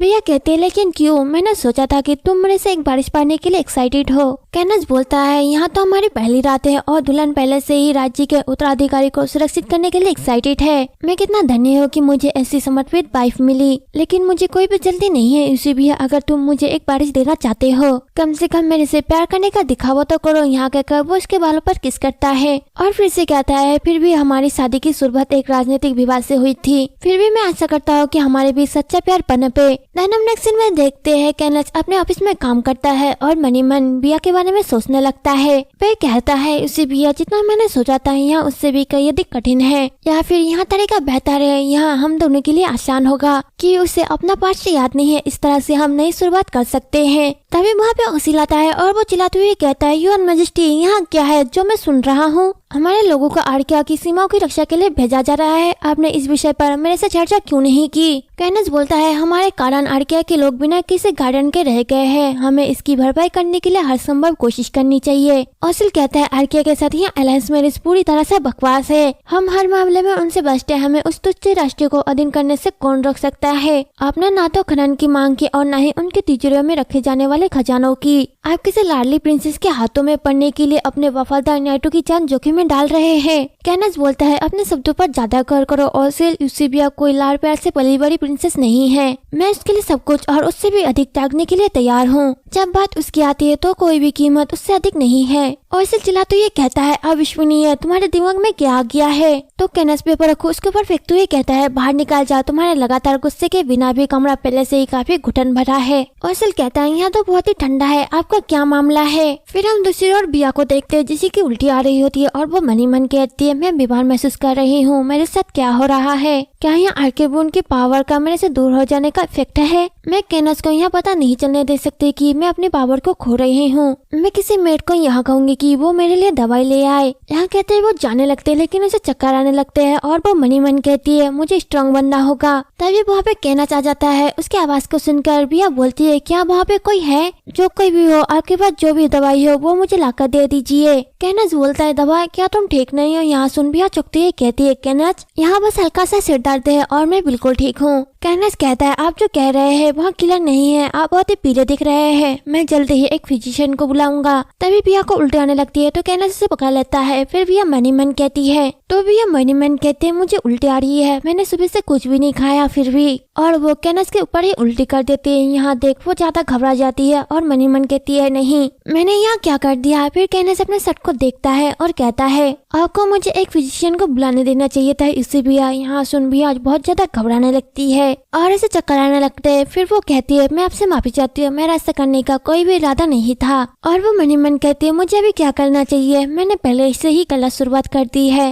और अब जाकर मैंने उसके कपड़े भी गंदे कर दिए हैं। वहाँ मेरे पे गुस्सा होगा, मुझे कोई भी आश्चर्य नहीं होगा अगर वो इस शादी के बारे में दोबारा सोचना चाहे। तभी बिया की आत्मा आती है और बिया से कहती है एक के बाद एक गलतियाँ, आप कुछ भी ठीक से नहीं कर पाते। प्रॉब्लम क्या है यूसेबिया? क्या सम्राट को खुश करना सच में इतना कठिन है? आप पहले से ही अपनी मैजिक को खो चुके हैं, केवल यही चीज कैनस चाहता है। ऐसे ही गलतियां करने से आप अपनी मौत को जल्दी ही प्राप्त कर लेंगे। यहाँ सुन बिया और ज्यादा घबरा जाती है और कहती है मैं माफी चाहती हूँ मैजेस्टी, मैं इसे तुरंत ही साफ कर दूंगी। कैनस कहता है अपने आप को परेशान करने की जरूरत नहीं है, यहाँ आपकी चिंताओं की योग्य नहीं है। बिया कहती है लेकिन मैंने सम्राट के कपड़ों को गंदा कर दिया है। तो कैनस अपने कपड़ों को उतारता है और कहता है प्रॉब्लम सॉल्व हो गई, मैं बस नई शर्ट को पहन सकता और ऐसा लगेगा जैसे कुछ हुआ ही नहीं। किसी भी छोटी सी बात के लिए खुद को दोषी ठहराने की जरूरत नहीं है। बिया कहती है मुझे डर है कि मैंने आपको नाराज कर दिया होगा। तो कैनस नई शर्ट पहनता है और कहता है मुझे नाराज होने की क्या जरूरत है। फिर वो बिया के पास बैठता है और कहता है मैं इतना भी अज्ञानी नहीं हूँ कि किसी ऐसे व्यक्ति के ऊपर गुस्सा करूँ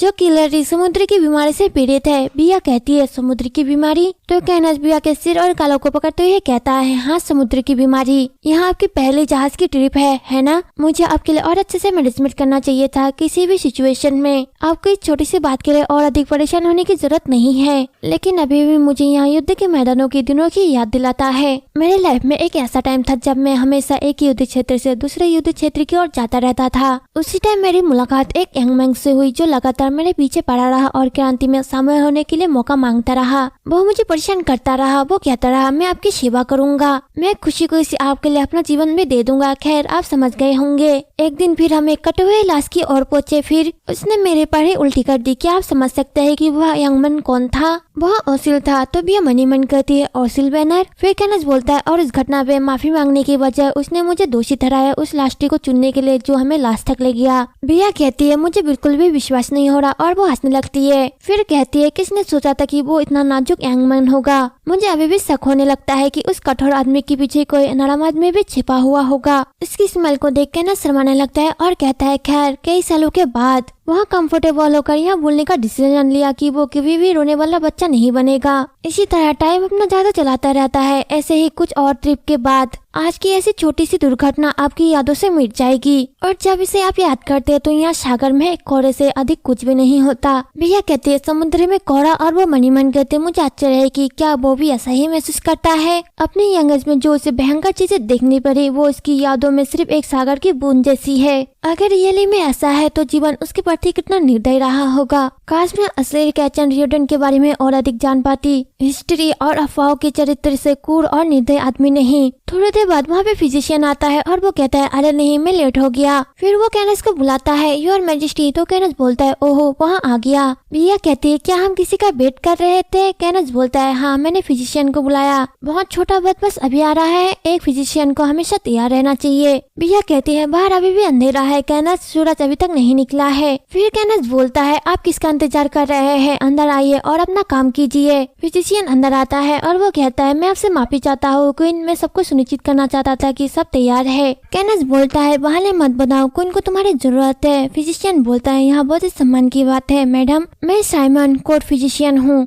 उसे देख भी मनी मन कहती है, वह लड़का रिडोन का कोर्ट फिजिशियन है। फिर साइमन बोलता है, क्या कुछ बात है मैजेस्टी? तो भी मनी मन कहती है, मैं तो घूर रही हूँ, है ना? और वो कहती है, हेलो साइमन, मैं सिबिया हूँ, आर्किया की प्रिंसेस, और अब रियोडन की क्वीन यहाँ इस सुबह सुबह आने के लिए थैंक यू। साइमन बोलता है, मैं आपकी सेवा करके खुश हूँ मैडम। तभी कैनस बोलता है, क्या आपकी बातचीत खत्म हो गई है? क्वीन को बहुत कष्ट सहना पड़ा जबकि आपने अपना खुद का टाइम बताया। अब मुझे बताओ कि उसे क्या परेशानी है। बिया कहती है, कैनस प्लीज, मैं पहले से ही बेहतर महसूस कर रही हूँ, अब उसे डांटने की कोई जरूरत नहीं है। कैनस बोलता है, लापरवाही के अपने परिणाम होते हैं सिबिया। और फिर फिजिशियन से बोलता है, तो फिर आप किस बात का इंतजार कर रहे हैं, शुरू हो जाइए। तो साइमन घबराते हुए बिया के पास जाता है और कहता है, एक ही बार में। यहाँ तक बिया मनी मन कहती है, वो कांप रहा है, वो कैनस से डर रहा है। फिर वो साइमन का हाथ पकड़ते हुए कहती है, साइमन यहाँ क्या है, आपकी एज क्या है? साइमन कहता है, मैं 18 साल का हो गया हूँ मैजेस्टी। बिया कहती है, ओहो, आप मेरे छोटे भाई की एज के है। एक 18 साल का यंग मैन, और वो पहले से ही रिडोन का कोर्ट फिजिशियन है, आपको अपने हुनर पर मास्टर होना चाहिए। साइमन बोलता है, मुझे अभी भी एक लंबा रास्ता तय करना बाकी है। बिया बोलती है, बकवास, सम्राट किसी भी अनस्किल्ड पर्सन पर भरोसा नहीं करेगा जो इतने इम्पोर्टेंट पोजीशन पर हो। सही कहा ना कैनस? तो कैनस बोलता है, उसका दिमाग बहुत ही तेज है। ऐसा ही है, चीजों को याद करने के लिए उसे बस एक झलक की जरूरत होती है।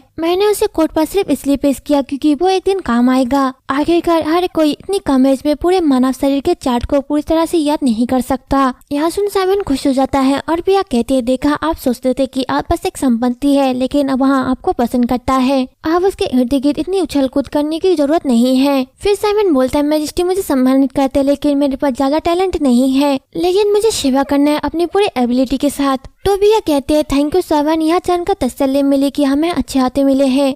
फिर साइमन के जाने के बाद कैनस बिया के पास बैठता है और कहता है, साइमन एक डरपोक लड़का है, वो आसानी से नए लोगों के साथ नहीं घुल पाता है। आपने जरूरी उस पर अच्छा पहला प्रभाव डाला होगा। बिया कहती है, यहाँ तो अच्छा है। कैनस बोलता है, अच्छा? बिया कहती है, हाँ, मैंने सोचा कि आपके आसपास रहने वाले लोगों के साथ मेरा मिलना अच्छा है, क्या कोई प्रॉब्लम है? कैनस बोलता है, क्या साइमन का हाथ पकड़ना उसके परिचित होने का आपका तरीका था? तो बिया मनी मन कहती है, वो परेशान लग रहा है। हाँ, मैं समझ गई, शायद वह ऐसा सोचता है कि उसकी वाइफ अन्य पुरुषों से दूरी बनाए रखे और वो कहती है मैं माफी चाहती हूँ। कैनस बोलता है नहीं, माफी मांगने की जरूरत नहीं है, मेरा इरादा आपको डांटने का नहीं था। बिया कहती है साइमन मेरे छोटे भाई की याद दिलाता है, मैं यहाँ पे बैठकर यहाँ सब कुछ नहीं देख सकती थी जबकि यहाँ क्लियर रूप से व्यवस्थित था। और जहाँ तक उसके हाथ पकड़ने की बात है, मैंने आपके उदाहरण से सीखा जब आपने मुझे गाड़ी में अपने बाहों में लिया था। आपने मुझे दिखाया कि घबराने के पलों में दूसरे का स्पर्श हमें कैसे मदद कर सकता है, लेकिन भविष्य में मुझे दूसरे के साथ कैसे व्यवहार करना चाहिए मैं अधिक सचेत रहूंगी।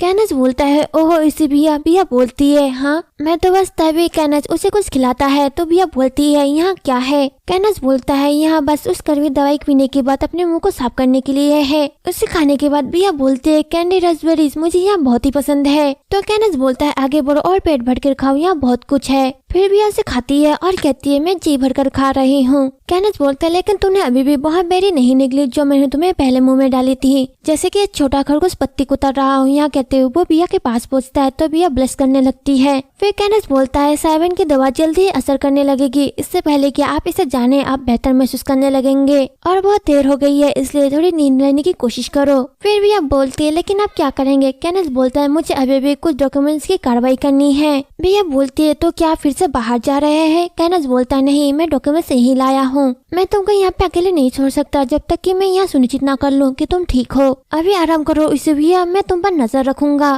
थोड़ी देर सोने के बाद बिया अपनी आंखें खोलती है और कैनस के देखकर मन ही मन कहती है वो सीरियस था, वो घमंड से बाहर नहीं गया, वो मेरी मर्यादा का बुरा नहीं मानता, वो अच्छी देखभाल और भलाई की भी चिंता करता है। मुझे आश्चर्य कि क्या वो सच में मुझे एक जीवन साथी के रूप में देखता है। उसे प्रेम करना और शेव करना सीखना चाहिए। अगर यहाँ अरेंज मैरिज हमारे लोगों के लिए शांति ला सकता है, शायद मैं भी यहाँ सीख सकती हूँ। तभी उसे डायबिटीज की बात याद आती है और वो घबराने लगती है। फिर वो मनी मन कहती है हाँ मैं कैनस को वहाँ बारिश नहीं दे सकती जो वो चाहता है। जब उसे पता चलेगा कि मैं बेकार हूँ तो वो मुझे छोड़ देगा और इसकी दयालुता बहुत जल्दी ही क्रूरता में बदल जाएगी। मैं डिस्ट्रैक्ट नहीं हो सकती, मैं आर्या को नष्ट करने से उसे रोकने के लिए यहाँ हूँ। क्या मैं उसे इस चाल को समझने के लिए दूं? नहीं, सब कुछ व्यर्थ हो जाएगा। यहाँ सोचते हुए वो फिर से सो जाती है। फिर हम नेक्स्ट सीन में देखते हैं बिया उठती है और अपने आसपास देखते हुए कहती है वो चला गया। थोड़ी देर बाद एक मैडम बिया के पास आती है और वो कहते हैं कि आप सच में बाहर जाना चाहती है मैडम, शायद यह बेहतर होगा कि आप तब तक थोड़ा आराम कर ले जब तक कि आप पूरी तरह से ठीक नहीं हो जाते।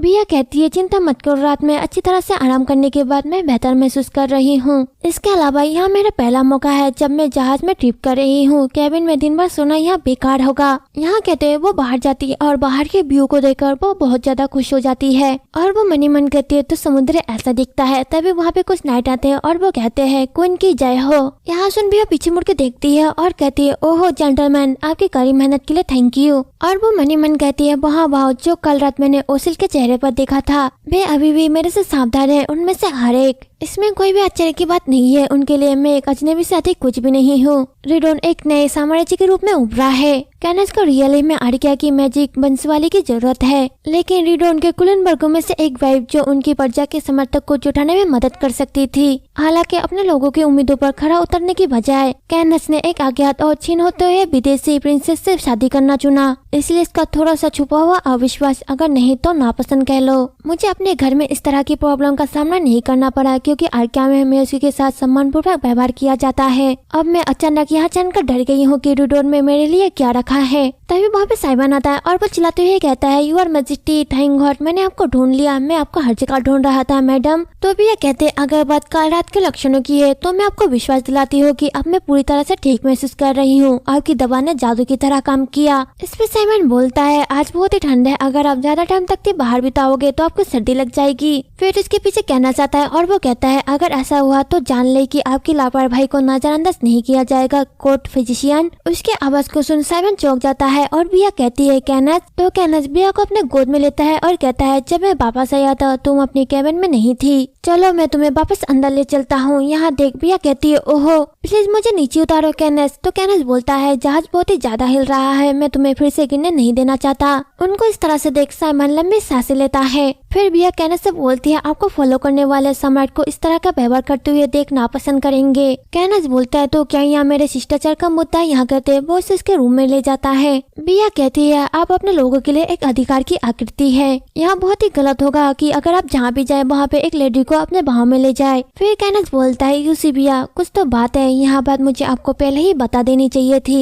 यही कारण है कि मैंने ताज पहनना चाहा, मैं चीजों को बदलना चाहता था। आप देखिए एक ऐसा देश बनाना चाहता था जहाँ पे लोग स्वतंत्र होकर अपना जीवन जी सके, शिष्टाचार और टाइटल के जंजीरों से मुक्त होकर। आपको इस बात की चिंता करने की जरूरत नहीं है कि मेरे फॉलोवर्स क्या सोचेंगे। मेरी सेवा में लगे लोग मुझे वैसे ही सम्मान देना सीखा जैसा कि मैं हूँ। दूसरे लोग जिन्होंने मुझे नीची नजर से देखने की गलती की, खैर वो बहुत पहले ही चले गए हैं। यहाँ कहते हैं वो इसे बेड पर रखता है तो बिया कहती है लेकिन फिर वो अपने साइड में कुछ बुक्स देखती है। उनको देखकर बिया कहती है यहाँ क्या है, और उनमें से एक बुक को देखने लगती है। कैनस बोलता है जब आप सो रहे थे तब मैं आपके लिए कुछ बुक लेके आया था। आखिरकार केविन में रहने के लिए ज्यादा कुछ नहीं है। बिया कहती है क्या उनके पास यहाँ बुक्स थी। कैनस बोलता है बुक लंबी ट्रिप के लिए बहुत ही अच्छी साथी होती है। यहाँ बुक पैलेस लाइब्रेरी के बुक अलमारी से लाई गई है, या फिर आपको पढ़ना पसंद नहीं है। बिया कहती है नहीं मैं ऐसा करूंगी, मुझे बुक्स बहुत पसंद है। जब भी मैं टाइम निकालती हूँ मैं बुक पढ़ना पसंद करती हूँ, लेकिन इन दिनों में बहुत ही बिजी थी। कैनस बोलता है तो फिर शायद हम कुछ टाइम साथ मिलकर पढ़ सकते हैं। फिर वो दोनों बुक पढ़ने लगते हैं और बिया मनी मन कहते हैं रूडोन सच में एक प्रतिभाशाली साम्राज्य है। ये सभी रेयर बुक है और इन्हें अच्छी कंडीशन में भी रखा गया है।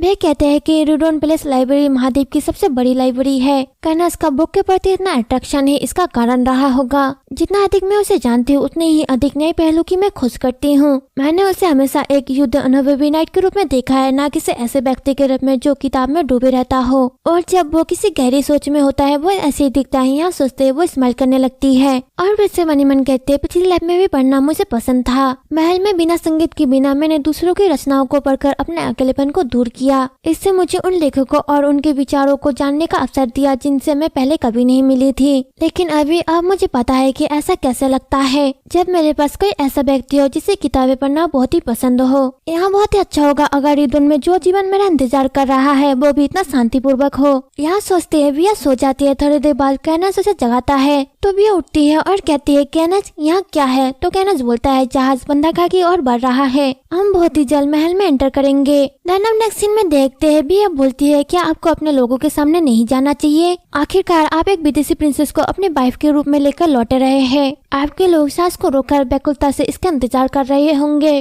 कैनस बोलता है कुछ ही दिनों के बाद एक पब्लिक इवेंट होने वाला है तो वे सभी ये सब देख पाएंगे, और यहाँ भी पॉसिबल हो सकता है कि मैं आपको उनसे मिलवाना चाहता हूँ। राजधानी में एक अच्छी मैरिज सेरेमनी प्लान करने के बाद आरके के बाद जो कुछ भी हमारे लिए हुआ वो बस एक फॉर्मेलिटी थी। यहाँ सुन बिया चौंकते मनी मन कहती है क्या। फिर कैनस बोलता है अच्छी तरह से की गई सेरेमनी आपकी जगह को मजबूत करेगा एक सम्राट के वाइफ के रूप में। फिर वो अंदर जाते हैं तो सर्वेंटों ने वेलकम करते हुए कहते हैं वेलकम योर हाइनेस, मैं मेरियन हूँ, एम्पायर हाउस होल्ड स्टाफ का हेड। मैडम आपकी सुरक्षा सुनिश्चित करने के लिए तैयारी की गई है। बिया बोलते हैं थैंक यू मेरियन। मेरियन कहती है मुझे आपको महल को दिखाने का एक मौका दीजिए ताकि आप सब कुछ देख सके। फिर बिया महल को देखती है और मनी मन कहते हैं यहाँ पूरा महल कितना बड़ा है। इसमें कोई भी आश्चर्य की बात नहीं है कि आर्किया मेरे पिछले लाइफ के युद्ध को हार गया। हमने कैनस को कामाका और अपने शत्रु को समझने के महत्व को देखने में असफल रहे। तभी बिया कुछ देखती है और कहती है हाँ वहाँ बिल्डिंग बाकी बिल्डिंग से अलग क्यों है। मरियन बोलती है वहाँ कैसा हाल ही में परिषद के साथ जोड़ा गया है, क्या आप वहाँ जाना चाहेंगे मैडम। तो बिया मनी मन कहती है इंटरेस्टिंग, यहाँ बिल्कुल आर्किया की शाही महल जैसा दिखता है। और वो कहती है बाद में शायद मैं सबसे पहले गेट पेसल का दौरा करना पसंद करूंगी। मरियन बोलती है एस मैडम दूसरे मंजिले के बिक को अपने बच्चों के भविष्य के लिए तैयार किया गया है और मैजेस्टी यहाँ आपका रूम में जो भव्य महल में आपके अपार्टमेंट के रूप में कार्य करेगा। तो भी अपने चारों ओर देखती है और कहती है यह मेरे लिए बहुत ही ज्यादा खर्चीला हो सकता है। मरियन बोलती है हमने आपके स्नान करने की व्यवस्था के लिए स्वतंत्रता ली है मैडम, लंबी ट्रिप करने के बाद आपको गर्म पानी से नहा लेना चाहिए। बिया कहती है ओ थैंक यू। फिर वह बैठ के कपड़ों को छूने लगती है। यहाँ देख मरियन बोलती है मैं स्टाफ को याद दिलाऊंगी कि आज रात यहाँ सब कुछ ठीक हो जाए। बिया बोलती है आज रात के लिए। मरियन बोलती है हाँ मैजेस्टी और मैडम अपनी पहली रात यहाँ एक साथ बिताएंगे। हम नेक्स्ट सीन में देखते हैं कैनस रूम में आता है और कहता है ऐसा लगता है कि रूम बदल गया जब से मैं काम के लिए बाहर गया था। बिया कहते हैं मेरियन और सर्वेंटों ने इस रात को यादगार बनाने के लिए यहाँ तैयारी की है। कैनस बोलता है एक यादगार रात, हाँ इस गाँव से ये क्लियर हो जाता है। बिया बोलती ओह यहाँ बहुत ज्यादा है ना। कैनस बोलता है यहाँ पर बहुत ही ज्यादा अच्छा लग रहा है। मैंने तुमसे वादा किया था कि जब तक तुम तैयार नहीं होगे हम अगला कदम नहीं उठाएंगे, लेकिन जब मैंने तुम्हें इस तरह देखा दिल पर मत लेना, तुम थक गए होगी, चलो सो जाते हैं। बिया कहती है मुझे माफ करना, मैं एक्सेप्ट करती हूँ कि मैं अधिक जानकार नहीं हूँ बेडरूम के मामले में। मैं तो कैनस बोलता है माफी क्यों मांग रहे हैं, मुझे भी इसकी जानकारी नहीं है। बिया बोलती है ओहो। कैनस बोलता है मैं कभी भी किसी और के साथ नहीं रहा हूँ। बिया बोलती है सच में। कैनस बोलता है आप इतने आश्चर्यचकित क्यों लग रहे हैं। बिया कहती है क्योंकि आप एक सम्राट है, शासकों को अपने उत्तराधिकारी की रेखा को शीघ्र सुरक्षित करने के लिए प्रोत्साहित किया जाता है। तो कैनस बोलता है या फिर ऐसा हो सकता है आप एक्सपीरियंस लोगों को पसंद करते हैं। यहाँ सुन बिया शर्माने लगती है और कैनस बोलता है यहाँ बहुत ही कठिन समय है। बिया कहते हैं मेरा यहाँ मतलब नहीं था, यहाँ बस थोड़ा शर्मनाक था, बस इतना ही। कैनस बोलता है हालांकि अभी भी प्रॉब्लम बनी हुई है, हम में से कोई भी नहीं जानता कि रियल में शुरू कैसे किया जाए, क्या हम थोड़ी देर इसका प्रैक्टिस करें। बिया बोलती है प्रैक्टिस। तो कैनस बिया का हाथ पकड़ता है और कहता है हाँ मैंने सुना है कि हाथ पकड़ना ही हमेशा पहला कदम होता है और शायद हम एक दूसरे के बगल में लेट जाए और देखे कि यहाँ कहा जाता है। तो बिया मनी मन कहते हैं मुझे क्या करना चाहिए और वो कहते हैं 1 मिनट रुको, मैं इस गाउन में अनकंफर्टेबल महसूस कर रही हूँ, मैं दूसरे रूम में जाकर इसे बदल लूंगी। तभी कैनस बोलता है रुको बिया, इसके पीछे बटन है। फिर वो उसके पास जाता है और उसके बालों को हटाते हुए कहता है अगर आपको कोई प्रॉब्लम ना हो तो मैं आपकी मदद कर सकता हूँ, क्या मैं इसके पीछे के बटन को खोल सकता हूँ। इसके लिए बिया मान जाती है। फिर कैनस बिया के पीछे के बटन को खोलता है और कहता है यहाँ हो गया। तो बिया कहती है थैंक यू। कैनस बोलता है यहाँ उतना भी नहीं था।